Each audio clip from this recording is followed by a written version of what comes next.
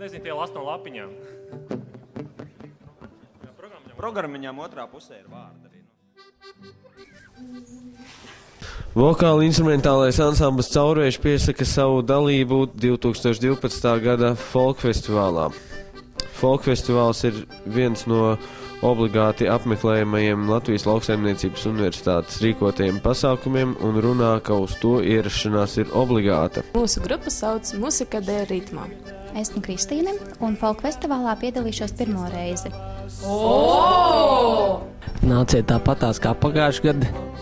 Mazliet smagāk mūzika kā iepriekšējās skatuves, ko jūs redzēsiet vai jau redzējāt. Un turēsim līdzi, rokenrols rullē. Jā, tas ir Jānis, un tas arī ir Jānis. Es esmu Kārlis. Čau visiem! Mani sauc Aivars un Braško, un es piedalīšos folk festivālā kā dzejnieks. Mēs esam grupas Svaigi Meli.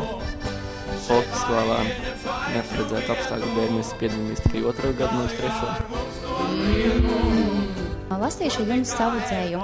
No folkfestivāla sagaidu vienīgi tikai pozitīvas emocijas. Čau, es esmu Rudolfa. Es esmu Silvija. Mēs arī esam vainīgi pie tā, ka pastāv tikai 2 skatuves, nevis 3. Vai 3, nevis 4, jā. Sveiki, es esmu Edgars. Mans skatuves vārds ir eguceits. Tas ir tā kā latgaliski, bet ja to vajadzētu latviskot, tas būtu egucītis. Mēs nolēmām sevi izaicināt un folkfestivālā piedalāmies, jo gribam iegūt jaunu pieredzi un sagādāt jauku atmosfēru jums, tāpēc nāciet un atbalstiet mūs. Es piedalos pirmo reizi, tāpat arī es. Folkfestivālā piedalīšos, jo vēlos iegūt jaunus draugus un jaunas emocijas.